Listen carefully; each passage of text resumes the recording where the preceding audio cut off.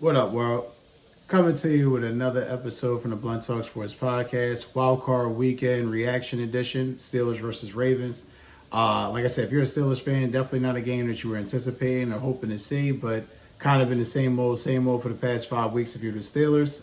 Ravens were able to pull out this victory 28-14 against Pittsburgh.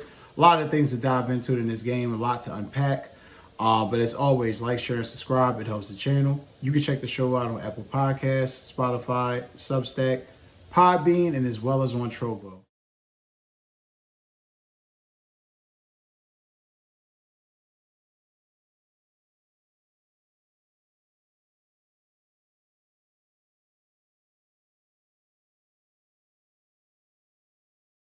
And before I go any further, guys, I definitely want to make sure I give a shout out to the best ticket company in the world for live tickets and events. Check out StubHub. As you guys know, NFL playoff season, college football championship game coming up as well. A lot of big things coming up. Football, if you're a big football fan, this is that time of year. I have links in my description that you'll be able to check down below to be able to, basically get tickets to some of these events and games. Definitely, if you can, definitely take a part into it and enjoy. Also, live events.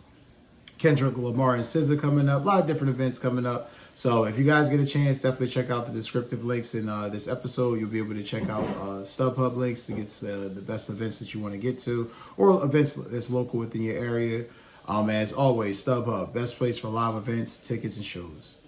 That being said, guys, we're going to hop into this episode. Like I said, Pittsburgh. What a shit show. That was bad. That was bad. Got to give Baltimore a shitload of credit. Baltimore, from that second game against Pittsburgh going forward, they had a game plan and a plan of attack, and it showed. Baltimore they committed to the run game, dominated within the run game. They pretty much told, the Steelers that we're going to dictate the clock. You're not going to have many opportunities with the ball, and when you do get it, you're not going to be able to do shit with it. And that's exactly what happened. Again, horrible performance. It was almost looking like at certain points in the game that the fight was being taken out of the Pittsburgh Steelers. At one point, the game was 21-0, which again was very indicative of how bad it was. If you're the Ravens, though, Lamar Jackson has just proven that he's on his path to the MVP. 16-21, 175 yards, 2 touchdowns. That wasn't really the story. I mean, him being efficient in the passing game, he's pretty much been that all year. He's got 44-plus touchdowns on the season. Definitely an MVP-type season, even by his standards. But what was even more impressive was the running game. As I stated, the Ravens had committed to the running game. They committed to making sure that Pittsburgh was going to have to make a full-fledged effort to stop them, and they couldn't. You got to give Baltimore credit. 50 rushing attempts for 299 yards, outstanding.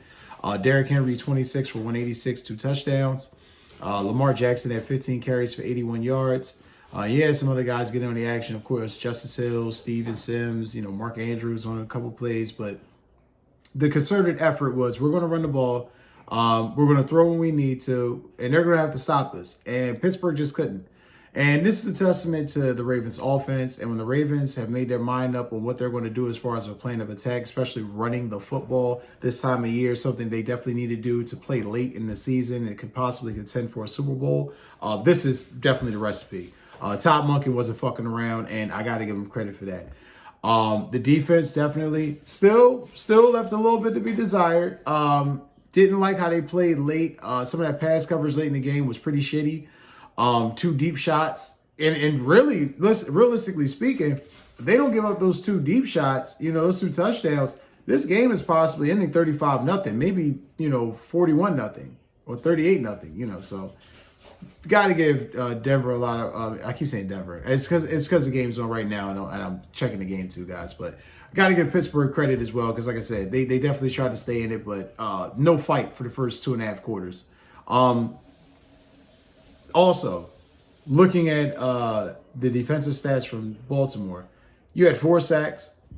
Getting that is always a plus. You had 3 tackles for a loss. I mean, this defense was pretty sound. Like I said, pass defense-wise, they left a little bit to be desired, but for the most part, outstanding.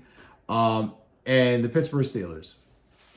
Russell Wilson, 20 of 29, 270 yards, 2 touchdowns. And keep in mind, I have his passing chart here that you guys want to see. He doesn't really throw into the middle of the field. I've tried to stress emphasis to this to people that I know that are Steelers fans or people that I know that listen or watch the show. And they ask, my purview and, take on Russell Wilson. Well, why would you say that he's washed? Well, when you're limited at something when you're young and then you get older and you don't never really work at it and your game is already limited, he's pretty washed. He's definitely not as mobile as he once was. Did you see him running last night? Did you see him trying to get away from Matabuke and some of those defenders? He looked slower than my grandmother, getting up to get the remote off the couch. It was bad. It was bad. Also, you counter the fact that he's not throwing in the middle of the field. It limits the offense. I mean, you're literally throwing the 2 fucking sides in the flats. Not great. Rushing attack was shit-tay. And I'm not even trying to use French. It was shitty. Literally 11 carries for 29 yards. They completely took away the running game and said, Russ beat us. I mean, that's literally what the game plan was. George Pickens definitely, was good to have him back. If you were Pittsburgh, he had 5 catches, 87 yards. Definitely didn't like his comments after the game, which we'll be talking about that. And outside of that, you had a Van Jefferson sighting. He scored on a deep ball play. Mike Williams had a big catch, 1 for 37 yards. That was definitely needed. Calvin Austin had a big catch, but I mean, it was very, very middling at best. There was really no production wide receiver wise outside of George Pickens. Of course, like I said, not to mention Van Jefferson on the long touchdown, but really that was about it. It was literally your 14 points. And that Steelers defense, which everyone has harped on, and everyone has talked about as a dominant defense. I think now we can put to bed when they play elite teams, they're not dominant. They really have a hard time stopping the run because, unfortunately, the thing is, especially, and Baltimore kind of showed this. Philadelphia showed this as well when they played Pittsburgh. Teams that have dual threat quarterbacks where they can throw and run, and they have a running back that's dynamic as well. It's very hard for the Pittsburgh Steelers to try to key in and specialize on what they do defensively because you can't just say fuck the pass, and you definitely are concerned about the run. But as you saw last night, the Ravens made a commitment to run the ball. The Steelers just couldn't stop it. So, a little overrated. I think it was safe to say.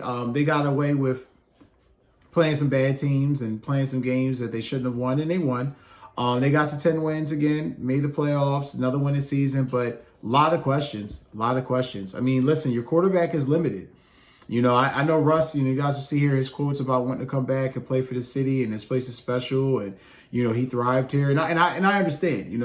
Russ had a resurgence here. His career definitely looks like it. It's on the level compared to what it looked like a year or 2 years ago. Having said that, Justin Fields, in my opinion, should have never been benched. Now you got away because you won 6 more games with Russell Wilson, but I remind you, you were 4-2 when Justin Fields was in there, and to go to this Justin Fields package. I am tired of people giving Arthur Smith a pass as if he is some fucking genius that knows what he's doing offensively. This is the same man, and I reiterate again, as I've stated in a previous video, this is the same man who had Kyle Pitts, literally a tight end, a young prototypical young, hybrid tight end that, the NFL is looking for guys like this to showcase in the league. He turned him into a left tackle. He turned him into a pass-catching left tackle. He did way more fucking blocking than catching. So, again, I reiterate, offense is limited, quarterback's limited. George Pickens' comments, can I knock him for being honest? No. But if I'm Pittsburgh, you got to really consider getting off this guy. Bit of a prima donna. Definitely a good player. Definitely has the skills and traits and assets, but unaccountable. Already thinks he's that guy, and he's not. And it's quite startling. And this is a pattern with Pittsburgh, whether it be Santonio Holmes, whether it be AB, whether it be Martavius Bryant. The list goes on. So they're going to have to figure that out. Like I said, didn't like his comments after the game. Shitting on the offensive coordinator, which again, I would have shitted on Arthur Smith, but in private. You don't do that shit, on the microphone in front of the crowd, in front of the media, in front of people, if you think the offense is going to progress or get any better, you say simply, nah. I mean, it's funny as hell. Don't get me wrong. But at the same time, it's like, damn, like that's not good at all. It's not good at all. So if I'm them, definitely try to see what you can get for him this offseason because you could definitely draft another wide receiver. I think that's definitely possible. Now, I get it. A lot of people are going to watch this and say, well, why the fuck would you want to get off George Pickens? He does a lot more talking than productivity. And I'm always a fair, and conscientious guy with this. The best ability is availability. And when your ass is doing a lot more talking than showing up, and again, 5 for 87, wasn't like he shit the bed last night. However, your quarterback's limited, the offense is limited, the running game's limited. Najee Harris proved why he didn't get that fifth-year option, why he didn't deserve it. They got a lot of questions to answer, which leads me to, of course, the creme de la creme of it all, the nut of this fucking nut of the crux of this, pretty much is for Mike Tomlin. I mean, Mike Tomlin. Let's be real. You have not won a playoff game in 8 years. You have not won a playoff game in 8 years. I don't think he should legitimately be on the hot seat, but it's a question. It's a question. The quarterback play hasn't been great. You're a part of that, though. You're a part of that selection process. I'm pretty sure if you would have told the Steelers this is a guy that you really wanted, a la like Russell Wilson, they would have gotten him. You didn't really make that push. You made the push for Kenny Pickett. That didn't work. Kenny's gone. You got Justin Fields in there. You made the push for Justin Fields. Justin Fields looked way better there in Pittsburgh than he did in Chicago. However, I will also argue that Arthur Smith is not really a great offensive coordinator. He's better than, Matt Canada, but Matt Canada to Arthur Smith is like, the fucking Grand Canyon to an anthill. So, be that as it may, that's not really saying much. But Mike Tomlin's going to have questions to answer, and I know after the game, he had a lot of comments. He said this wasn't, the team's bag to carry. This was his bag. Well, you're fucking right. It's your bag. Because again, this is 8 years and you have not won. I can literally list the coaches. I mean, you've got Nick Sirianni's won playoff games. Matt LaFleur's won playoff games. Sean McVay's won playoff games. There's a litany of guys that's won playoff games since you've won. Maybe early success was the kiss of death for Mike Tomlin. I don't know. All I know is this. We give him a lot of credit because the team does not have losing seasons. Props there. We give him a lot of credit because he is probably, arguably, the most successful black head coach in the NFL. Hands down. Love his press conferences. Love his cliches and colloquialisms. Love the things that he breaks down. He has not won a fucking playoff game in 8 years. This has to be addressed. You have to get better quarterback play. If I'm honest, you're getting off Russ and you're getting a better offensive coordinator, and you're running with Justin Fields next year. You're running with Justin Fields. You have to. You were 4-2 with this kid. I get it that he was limited. I get it that Justin Fields is not really the answer. So if that's the case, run with Justin Fields and draft a quarterback. But you cannot keep thinking that, all right, you know what? We're going to keep coming back out with these middling results. Because Russell Wilson's not the answer. As I've said throughout the whole fucking season, you have a guy who does not even want to look at the middle of the fucking field. And that's a guy that you're banking on to get you to a Super Bowl. It's not going to work. You'll get to the playoffs. That's it. You'll win 10 or 11 games. That's it. That's it. You won't win big games and you won't really do anything when it counts. So a lot of questions definitely to answer in Pittsburgh this offseason. But if you're Baltimore, you're definitely excited because you're waiting on the winner of this Denver-Buffalo game today. Currently right now, Denver's up 7-3 over the Buffalo Bills. So interesting. But if Denver is able to, pull off the upset, then essentially Baltimore will be playing the Houston Texans. If Denver does lose, as some expect, to the Buffalo Bills, then ultimately we'll have a rematch of the Ravens and Bills, and Houston will be going to Kansas City, which will be another regular season rematch, which either way is great football. I can't wait. But that's going to do it for this Wildcard weekend instant reaction for Steelers and Ravens. I thank you guys, as always. Like, share, and subscribe. Take care, and enjoy the rest of your football Sunday.